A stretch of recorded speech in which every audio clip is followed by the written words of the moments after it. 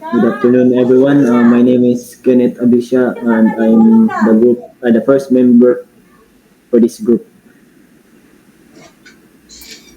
And I am Nathaniel Villar, the second member of the group.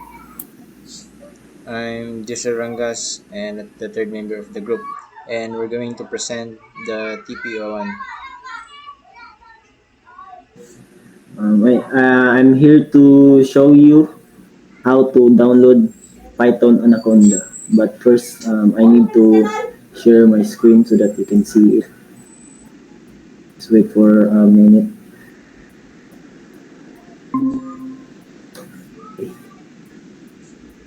First step, let's go to Google, then search Python Anaconda. Python Anaconda. And then, as you can see here, you see distribution. Click this one, distribution. And then scroll down. As you can see here submit, but don't click submit. Instead, click this one, skip registration. And then you will download this one. Download now so that we can proceed. As you can see, let's go to download. Then here I already download the Anaconda 3 file. Is just stop this one and click this. Just wait for it. As you can see, we're already in this Anaconda 3 to 2024.2 minus 1. Then click next, and then you want to next, and I agree. Just just me. Ay cut lang ni Dick. Saan ni siya? User o pan? Cut lang ba i-cut? Just me or all user? Cut na dali. Ay, Jasmine, Jasmine. just me, okay. Wait to dali. And click I agree. And then click this one, just me, recommended. Then next. And then next again. And then this one, check this registered Anaconda 3, and then this one, create start menu shortcuts. These two only. Then install. Um, just wait for a while because it's installing for a minute. Wait. It will take time to install. And just wait.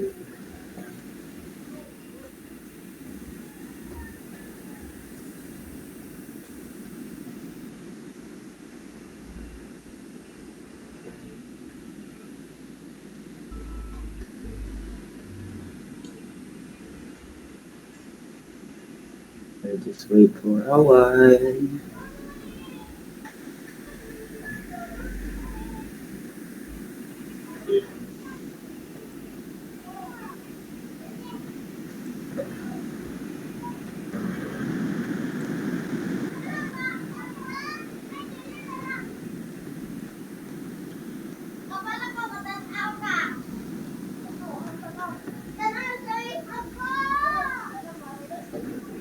Sometimes it takes time to install, but you can wait patiently.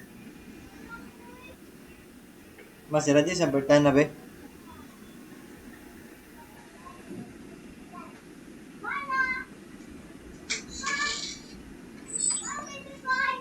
Gamaya ra, gamaya.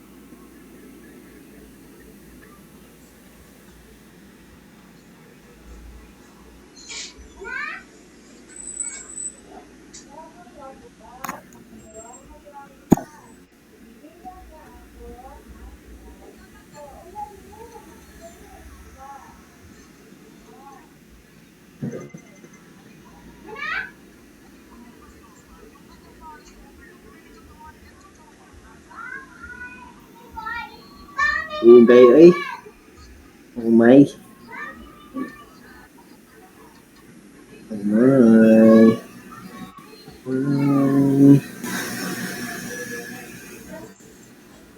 Mute, tara na mute.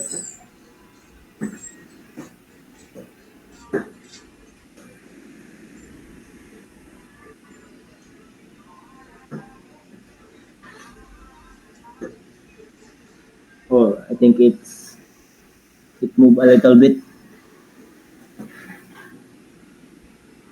Just 1 more minute. We will wait.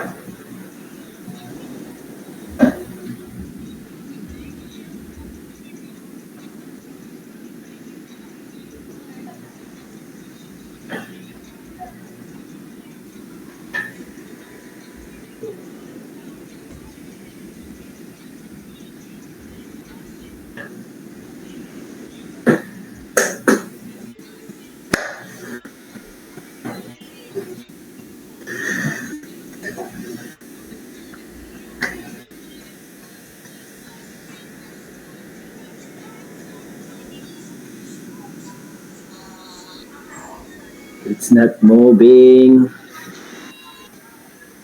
Ah.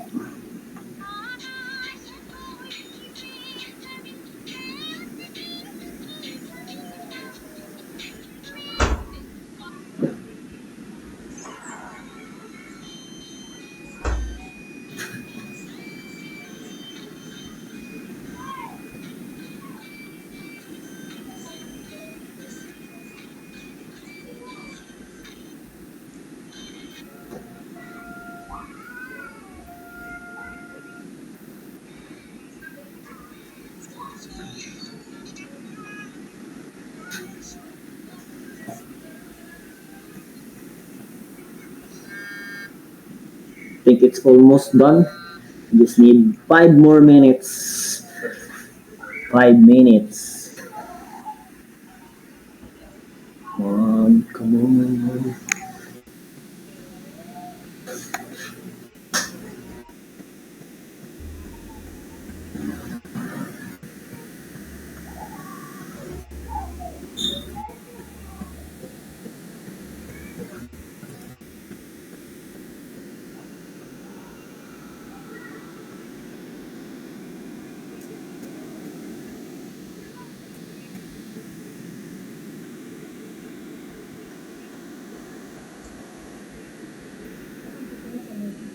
Oh, man, video.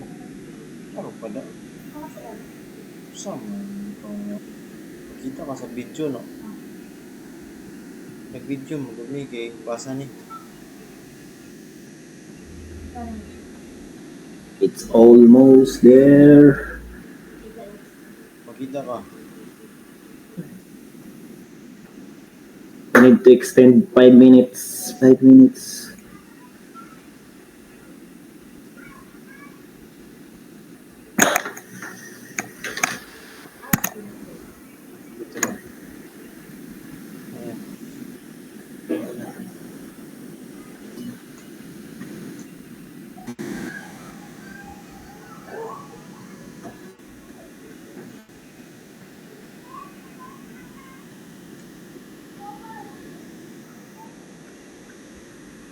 Almost there, guys.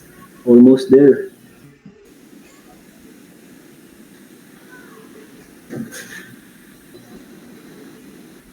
Kita mo sa mga video na.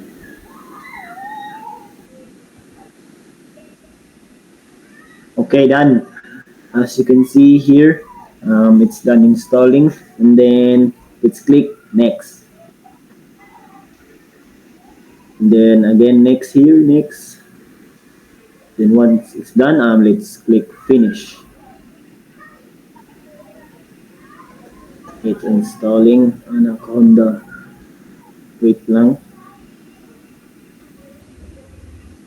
Let's wait for a minute. It's loading.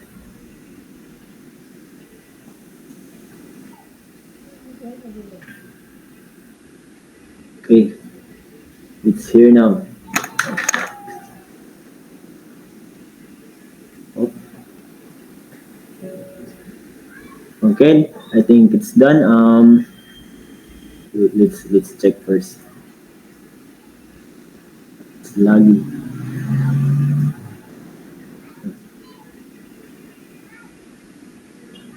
Yes, it's this one. Okay, I think it's complete now. And Nathaniel Tellier will continue the rest. I'll just gonna start share screen.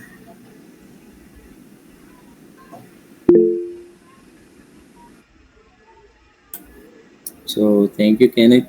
I'll be continuing our video for today. So let me share my screen first.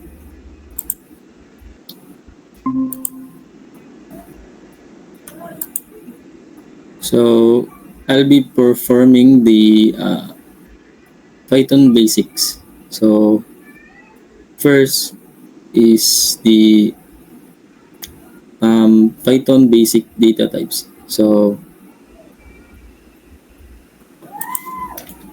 first, so lahat naman tayo familiar dito sa data type na to. So integer. Integer contains a number and a whole number. So ito yung example na code niya. So variable age is equal to 21. So and then lang. And then next is the float. So float contains a number pero may decimal point po siya. So ito yung sample code niya. So grade is equal to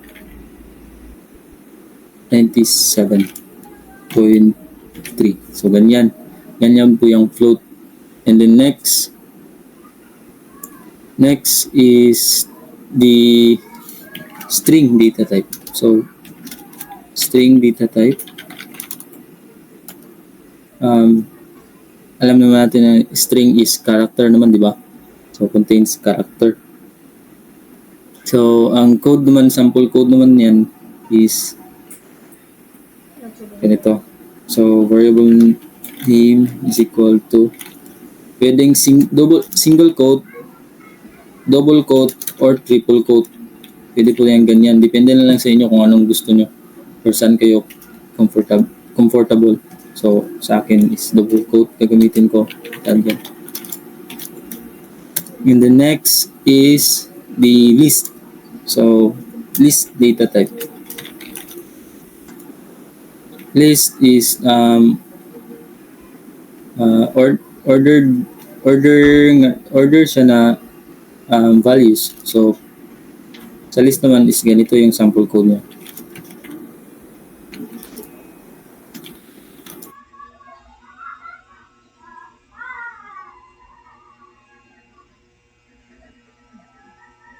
So yan, magawa ng list.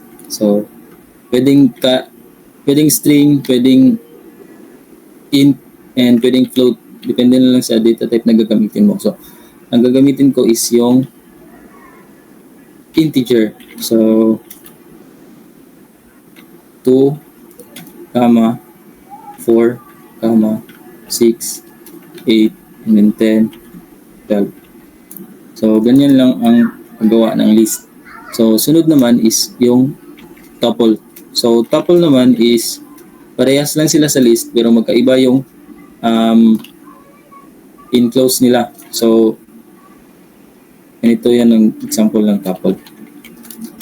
So, tuple is ang naka-enclose ko sa kanya is parenthesis. So, parenthesis. Depende na lang din, parehas lang sa list. Pwedeng string, pwedeng integer, pwedeng float. So, depende lang sa inyo.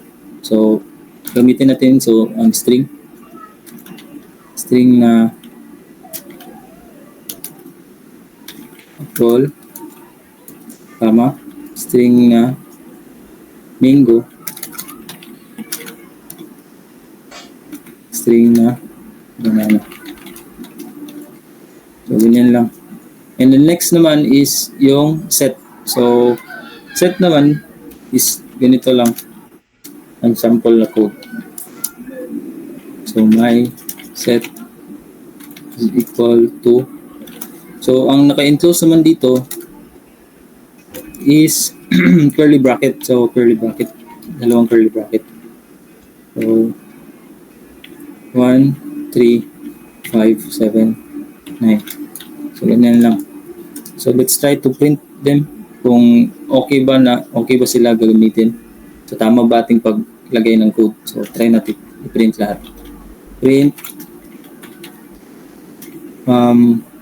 variable age, variable grade, variable name, my list,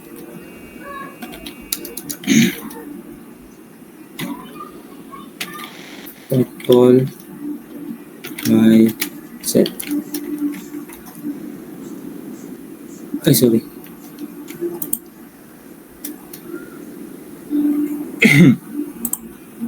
So, may error. May error daw. So, ito pala. So, kulang tayo ng equals dito. So, sorry, nakalimutan ko. May equals pala dapat. So, ito. Yun. Ang ating integer, age, ating float, ito, ating string, ito, and then ating list is ito. Ating tuple is ito, and then ating set is ito. So, functional naman sila lahat. So, sunod natin na gagawin is yung mga basic numbers naman sa Python. So, ito.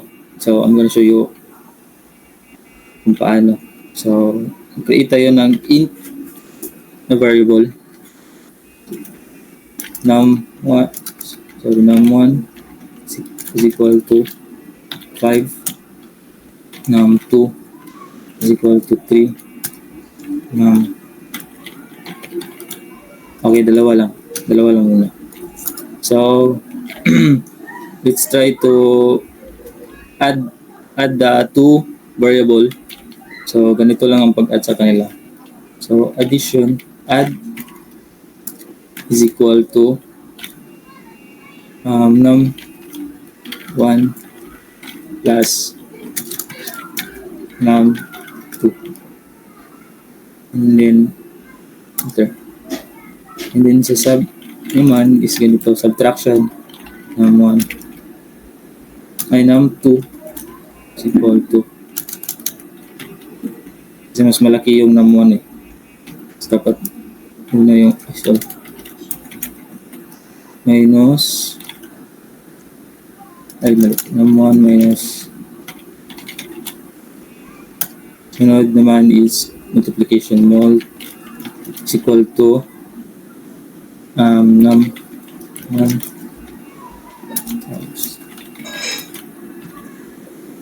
Sunod naman is yung division. So, div is equal to num1 is equal to Duduli ko lagi. Uloy.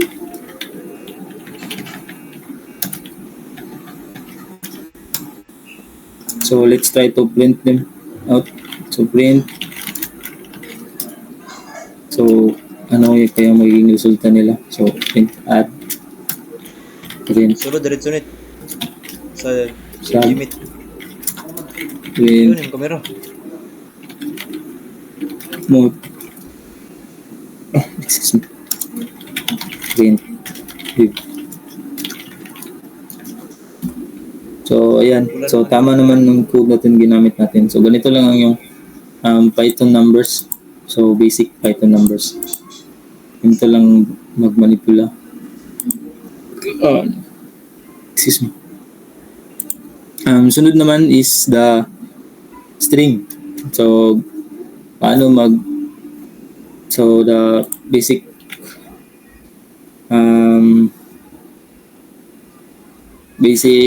Python strings na sample code ganito, and then ito string is equal to and hello world lang.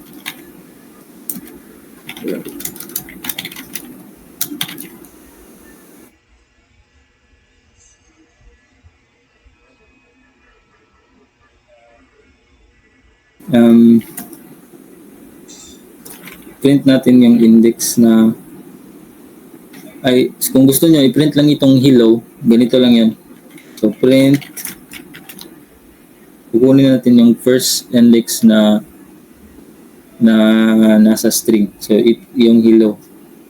So print string index 0. Ay, ito, sorry. H na pala. So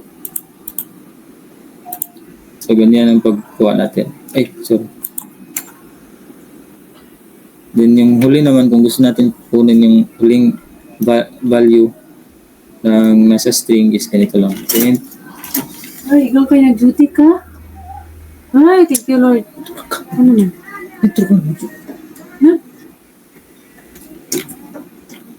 Print. Sorry for disturbance. Let's continue. Print string. Kukunin nyo natin yung nasa huling value. Ito. So, ganito lang. -1. Ganyan lang ang pagkuha natin. So, di ba nakita natin? Kuha yung value. So, kung gusto naman natin yung kukunin yung hello world, hello na word is ganito lang. Index nila. Print string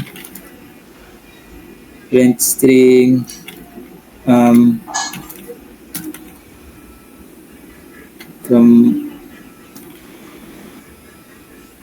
0 to count natin ito. 0, 1, 2, 3, 4, 5. So, to 5. Error. Sorry. So, diba? Nakuha natin yung first na word na nasa string. So, ganyan lang ang paggamit ng code if gusto natin kukunin yung and ganyan lang. Next is the formatting. So, data type formatting. Python formatting. Ganito lang yan. Create tayo ng tatlong variable na name is equal to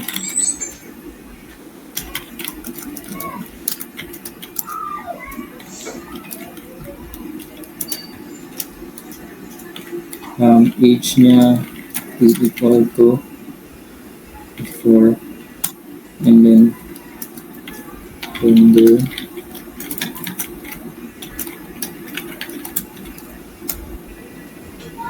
ganito lang yan ang string formatting.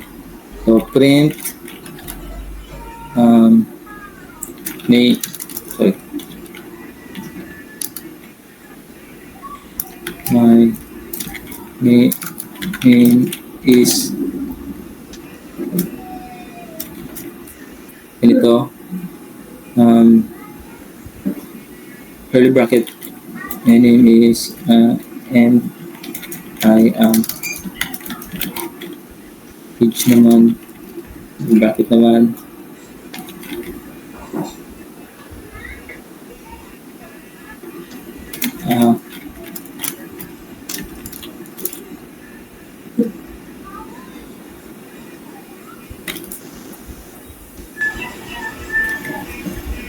okay.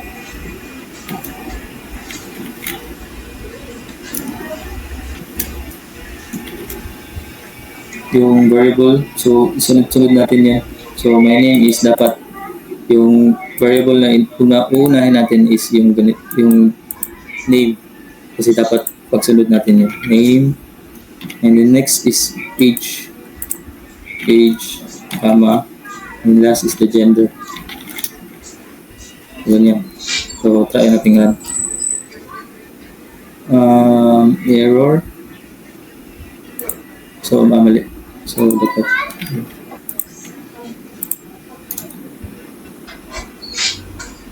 argument formatting, so print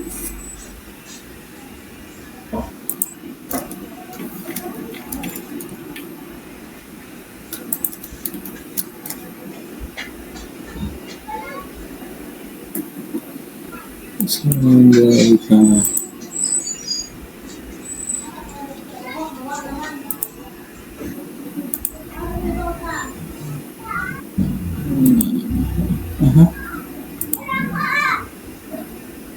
Ay, mali. Sorry. That kalimutan ko. That format dapat. Sorry. Yun. Kuha natin. So, my name is Ali. I am 24. So, ganyan lang. So, meron ding isa para mas madali.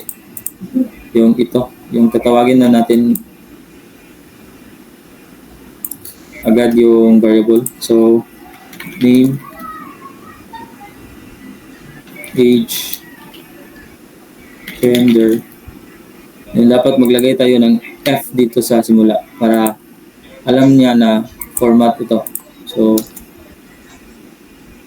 ay mali. Pala sa unang F. Ganyan. So, ayan. Same lang sila ng output kanina pero mas madaling intindihin ng ganito. Sa ganun. My name is Ali and I am 24. So, ganyan lang ang basic na pag-format ng string. So, next is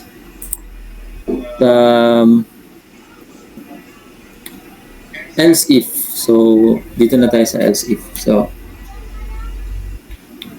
ganito lang ang paggamit ng else if dito sa Python. So, first, let's create a variable na grade. Grade is equal to input. Kung gusto mo mag-input, so enter grade. To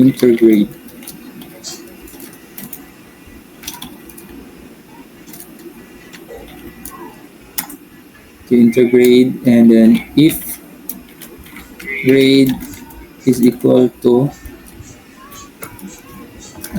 greater than or equal to 90,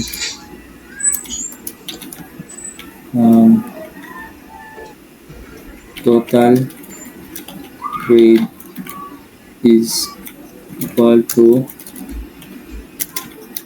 A.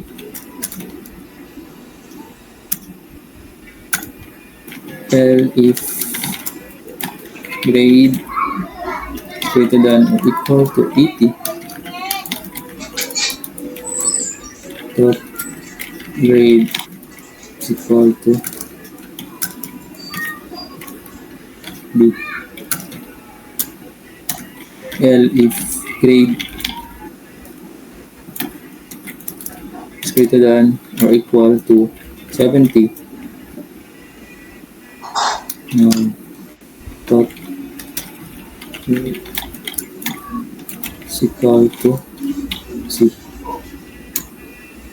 L if grade is equal to 60. Dot grade is equal to else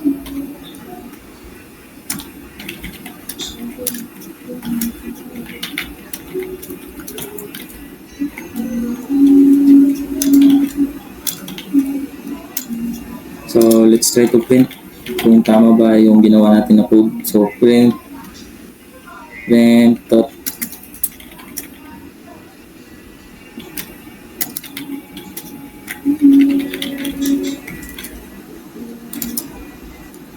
so enter natin yung grade natin na 95.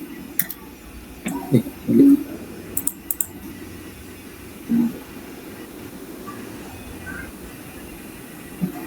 Saan ba mali dito?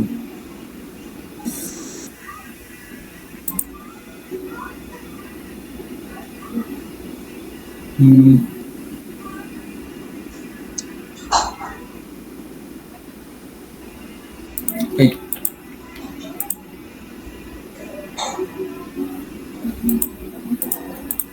Wait lang ah.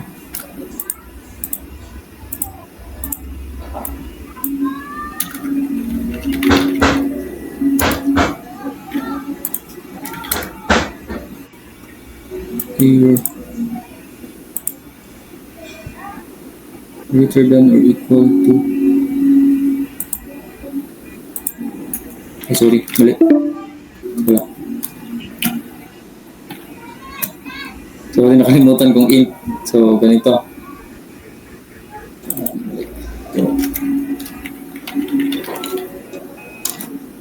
So, 95. So, kita natin na 95 ating grade na ating grade is A.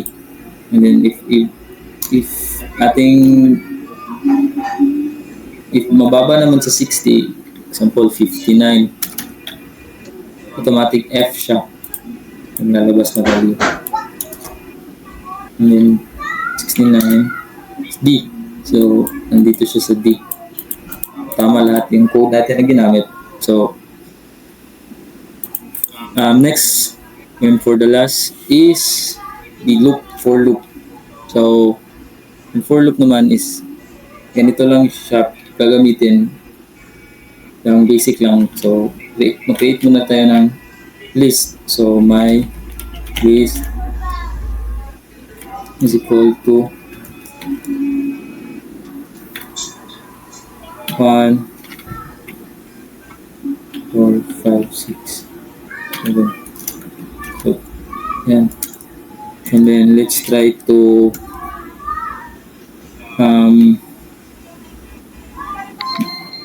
kunin natin lahat yung nasa value ng list. So for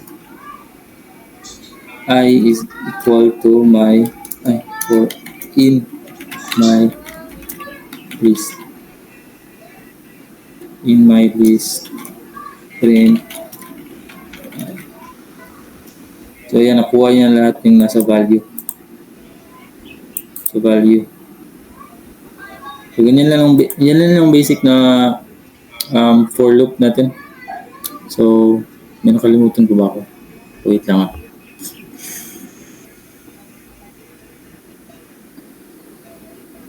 Oo, yung slicing naman. So indexing and slicing is ganito lang. Saan ba tayo mag-create?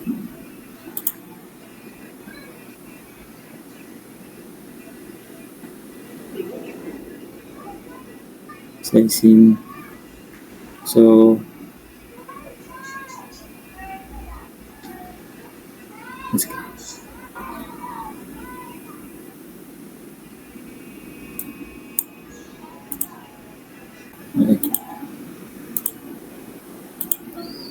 So, nakalimutan ko yung sorry. Yung indexing and slicing. So, ganito lang yung gawin. So, basic lang naman. So, may list. Create muna tayo ng list na data type. So, list 1. Pwede string, pwede int. So, int lang muna gagamitin natin. So, Mas Monica man sa sakay print mo. the first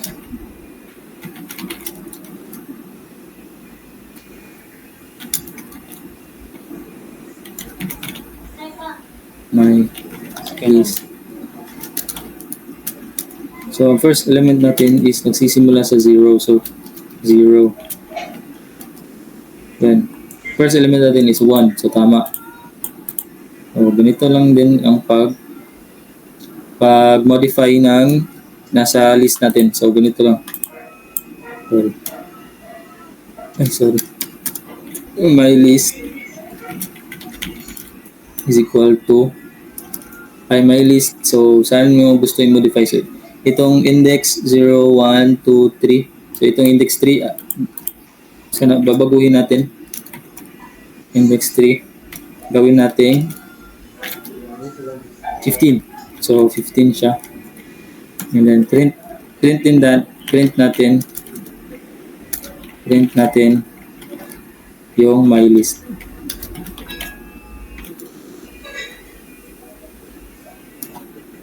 So, ayan. So, nabago siya. Nakita naman natin na mula sa 4, naging 15.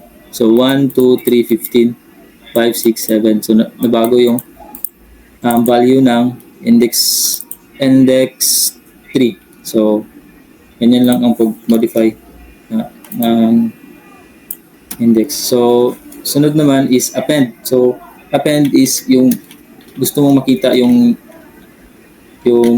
aling index yung gusto mong ma-print. So, my list that append, and then select ka kung anong index na gusto mong mapapakita. So, gusto ko ito yung last. So, 0, 1, 2, 3, 4, 5, 6. So, index 6. So, parenthesis ang gagamitin natin sa pag-append. So, print my list.